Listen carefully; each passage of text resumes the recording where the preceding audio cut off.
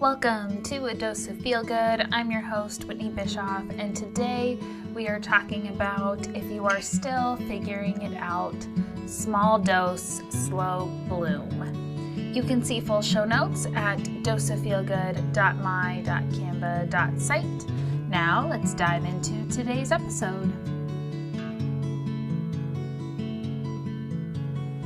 Welcome back to Dose of Feel Good. We are at episode 46, so thank you for joining me again this week.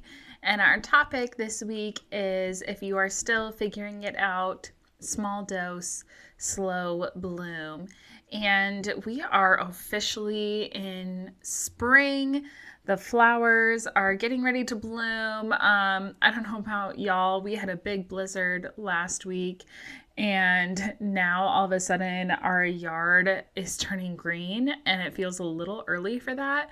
And then I remind myself we are deep into March. So it is about time that the trees are going to start sprouting their leaves. And I am so excited. So I feel like our title really fits with the season that we're in. Really, we're going to be talking a lot about identity and I don't know about y'all, but the term midlife crisis, whether you're midlife or not, sometimes just like that identity crisis that sometimes we feel like we're in, we feel like we have to have it all figured out. And that's what we're going to be talking a lot about this week. I feel like oftentimes post-high school or while you're in high school or even as young people, oftentimes we get the question over and over, what do you want to be when you grow up? What do you want to be when you grow up? And that changes a lot throughout being when you're little. I know, at least for me, at one point, I really wanted to be a police officer. I think back to that now. I would not be a good police officer. That would not be something I'd be good at. But I really thought that's what I wanted to be. I also wanted to be a math teacher, and I talk about this with the engineering students that I work with. I do not have the brain to be a math teacher. That's not how my brain works. It's also not really my personality at all. And we expect young people, high school students, to have their life all planned out, to go straight into college and know what their life is supposed to look like, to pick a major and feel like, oh, I am set into that path. And oftentimes students change their major or, shift what that looks like as they really start to discover what their identity looks like, or really when they start to have different experiences, start to really feel like, oh, this is what aligns with who I want to be. But we can't expect young people to have all of those experiences to know what you want to do with your life for the rest of your life. And so I think we often get put into this place of needing to know what we want to do, or sometimes getting pigeonholed into what we're doing for the rest of our life because of making that decision as a 16, 17, 18-year-old person. And our brains are not fully developed at that point. And so we get to this point sometimes in our 30s, 40s, 50s, depends, as we start reflecting of, is this really what I want to do? And so it feels like we're still figuring it out of who am I? And we haven't really even given ourselves the opportunity to have these life experiences to show us what we truly enjoy. And I think we just have really created this culture in this society that we're supposed to have it all figured out, and we're supposed to have it all figured out early, and that's just not the reality. So we get into this conflict between, honestly, where we've dedicated so much time and energy and honestly financial resources. If you think of, going to college, or even the people who have gone to med school, law school, and all of a sudden they're like, I hate this. I hate what I am doing every single day, right? Putting all of our energy into, because we spend so much time in our work lives that we have this conflict between that piece, right? And where we truly feel our passion and identity aligns. And if we've really done the hard work of discovering, what lights us up inside, there might be this conflict between where we are having to spend so much time and energy just to survive in our day jobs, if you will, but then also where we feel like our passion really is. And I do genuinely believe that there are the lucky people where those two pieces align, but that isn't everyone. And I think it takes people, and this is really difficult, even if we make that decision to choose to be brave and pivot our entire lives to what does light us up inside, it doesn't come together right away. It doesn't just work out because we're like, ooh, I'm going to be brave. I'm going to follow my passions. And whether that's, being an entrepreneur for whatever that is, app development, writing a book, starting a podcast, hey, it doesn't just come together overnight. And so that can be really hard when, you've maybe left something that was secure and you've followed something that does light you up inside, and it doesn't just work out right away. It takes work, energy, connections with the right people, and a little bit of luck, and it doesn't just happen overnight. And so often we might give up on that thing as we're trying to align these two pieces of like, ooh, I've really figured out this is what lights me up inside. I'm brave enough to pursue that, and it's not working out. And that can then pull us kind of back in of like, maybe this isn't what I'm meant to do. And so we're often struggling with these pieces that conflict over and over of trying to be secure enough to go after what lights us up inside, but then also figuring out what is even that thing. And again, that doesn't even include the whole midlife crisis piece of everything outside of identity and knowing what it is of who we are and who we want to be and what we want our legacy to look like, and all of those pieces, which could be a whole different episode of I've hit my midlife crisis early but questioning like, am I really living a legacy? Because we don't live forever. Anyways, so I think as we're talking about how do we address this almost identity crisis, and I think for me, it really comes down to finding daily doses of meaning in everyday life. So I think of this as making one person feel that their life matters every single day. And we can do that even if we're in our day jobs that take so much energy that it can be just one conversation with one person in that space, but it can also be in the things that we're pursuing, that we're really passionate about, and knowing that if I can make even one person's day better, then that's a win. And I talk to people about that all the time, that we have these big goals, these big things that we're trying to figure out. But if we just break it down into really like the daily dose of meaning for one person, let's count that as a win. Like, those things do add up over time. And I think that's how we really start to mend this and put this together of what does this then look like long term, and struggling with identity and identity development and things like that. And I think this can be shown in a variety of ways. So for me, I am like the textbook case here. So when I went to college, I wanted to major in psychology. I knew I did not want to be a counselor. They never tell you what are all the things that you can do with a psychology degree.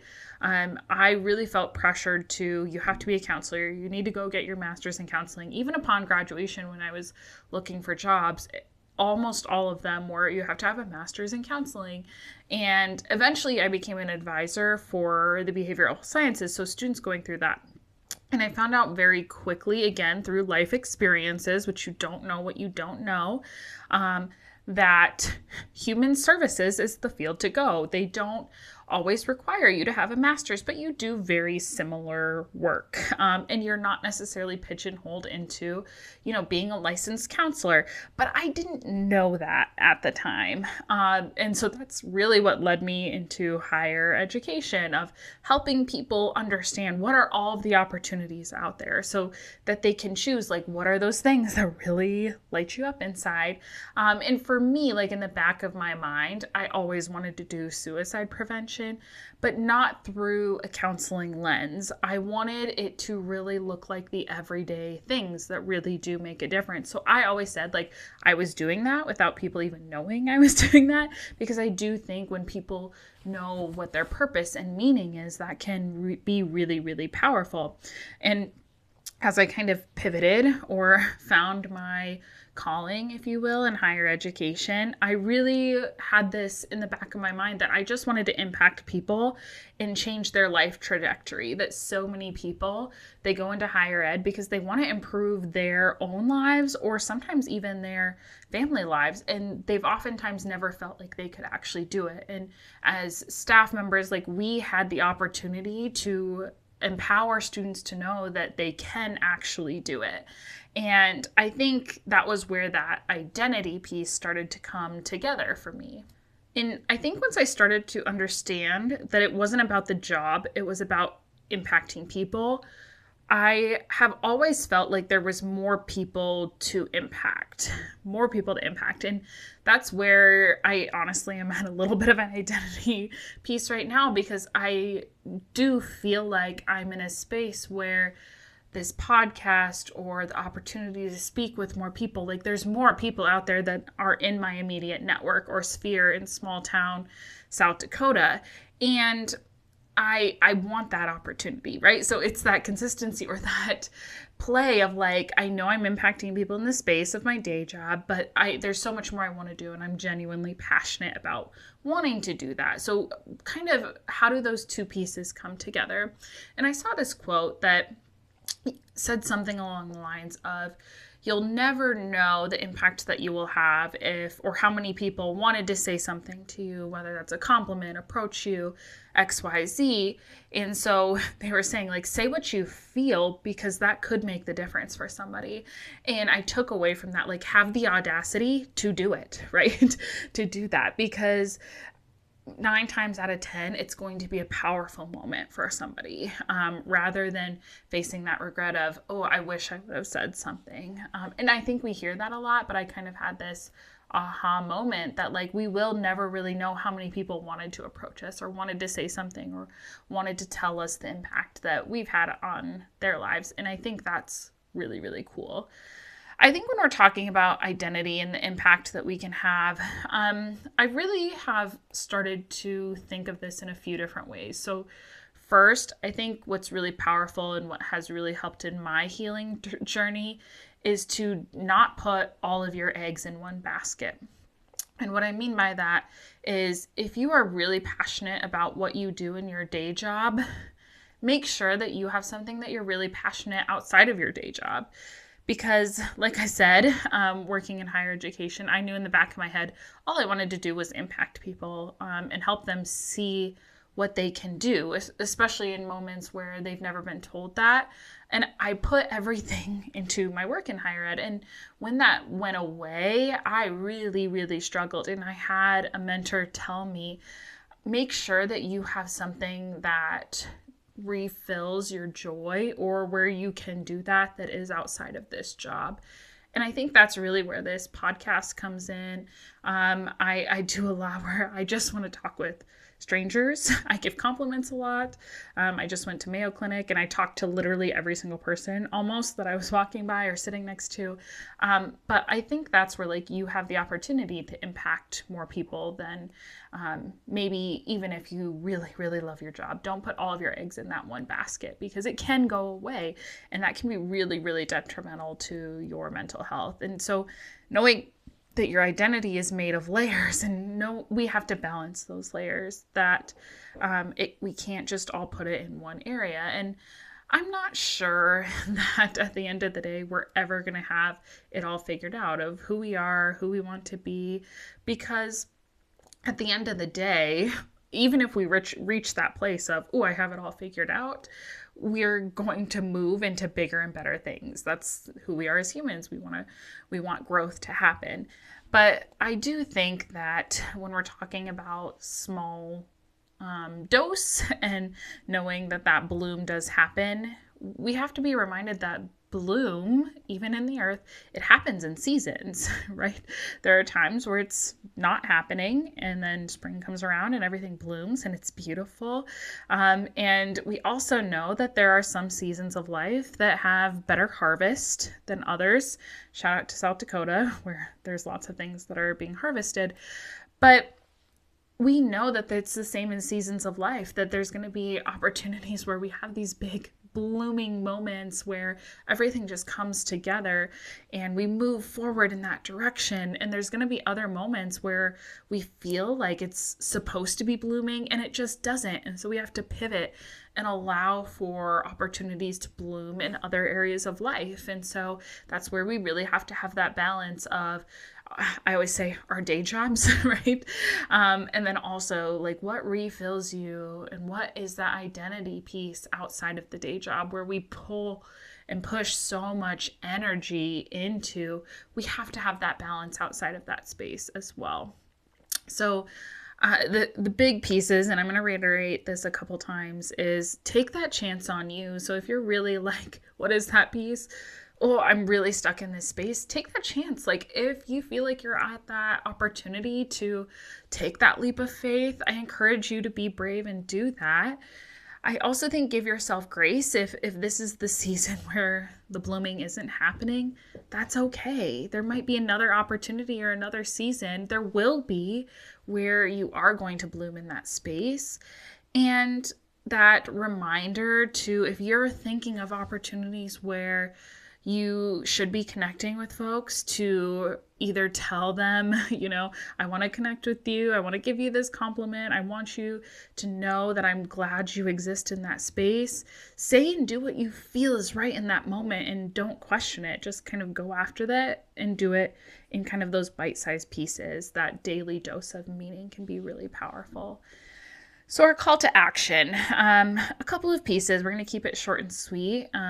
Make sure to take a look. We do have a toolkit out on our social media where you can be reminded of these pieces of how do I actually put this into practice.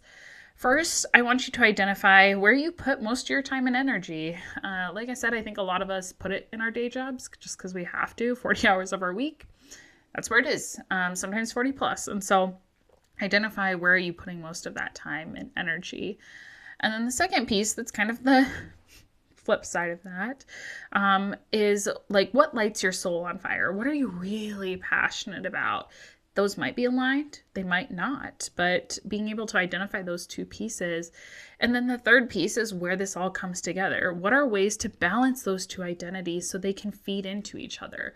Are there opportunities where you can align, these are the things that light my soul on fire, and can I weave that into where I spend the most time and energy?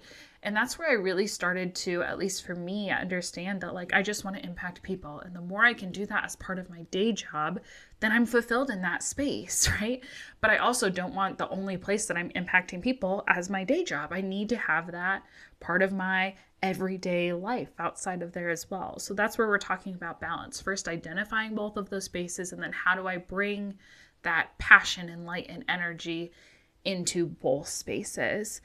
And then the last piece, I want to provide you or provide yourself with that self-proclamation to the universe, that you're going to take those chances on yourself. You're going to give yourself grace, and you're going to say and do what you feel to give yourself that daily dose of meaning and knowing the power of those moments. So with that, we did go a little over today, so thanks for bearing with me. If you need the reminder to give yourself that grace, or knowing that, blooming comes in seasons, so we do have a sticker for reminder out on our Etsy shop. So take a peek at that and get yourself one. Otherwise, we will have another episode of our sticker series out next week. And take care of yourselves. Thank you so much for listening, and I hope you are feeling ready to conquer the week and let your impact ripple out to the world around you. Let's connect on Instagram and Threads at Dose of Feel Good Podcast. If you're loving the podcast, I'd love it if you'd hit that subscribe button and leave a review. Until next time, share your own dose of feel good and never underestimate the power of positivity.